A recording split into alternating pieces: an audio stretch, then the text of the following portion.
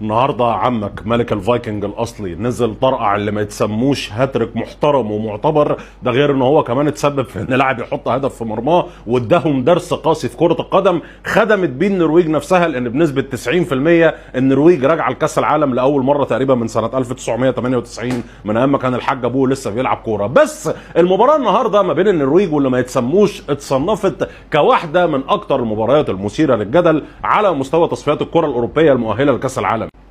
دي ليز كلافينس، محامية نرويجية وفي نفس الوقت هي رئيسة الاتحاد النرويجي لكرة القدم، واللي برضو عضو في اللجنة التنفيذية داخل الاتحاد الأوروبي لكرة القدم، وواحدة من المنادين وبشكل واضح وصريح ان يتم طرد الكيان من داخل الاتحاد الأوروبي لكرة القدم. وقالت في تصريحات صحفية أكتر من مرة إذا كانت روسيا خارج تصفيات أوروبا فلا بد أن يكون الكيان كذلك خارج تصفيات أوروبا.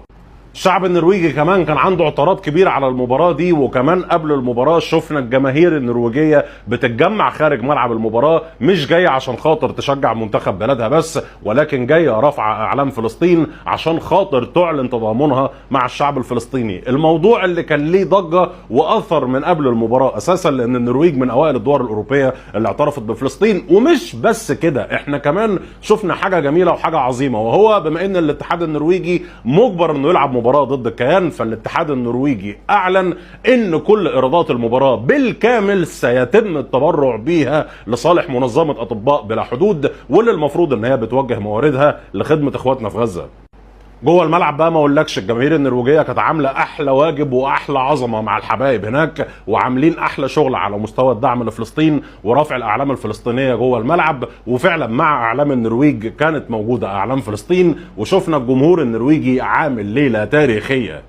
وبتسجيل الملك ايرلينج هالاندر الهاتريك، الرساله ما وصلتش بس جوه الملعب ان الناس دول مش مرغوب فيهم ان هم يتواجدوا في كاس العالم، الرساله كمان وصلت بره الملعب بشكل مهم جدا، وهي ان الاشكال دي لا مرغوب فيها على مستوى الشرق الاوسط ولا في اي حته في العالم، بما فيهم اوروبا اللي اساسا الاول كانت المحتضن الاساسي ليهم والساعي الاول لتواجدهم داخل هذا العالم.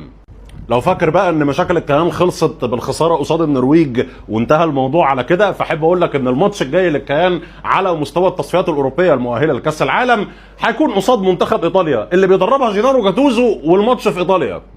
ودعوا يا ليمبي.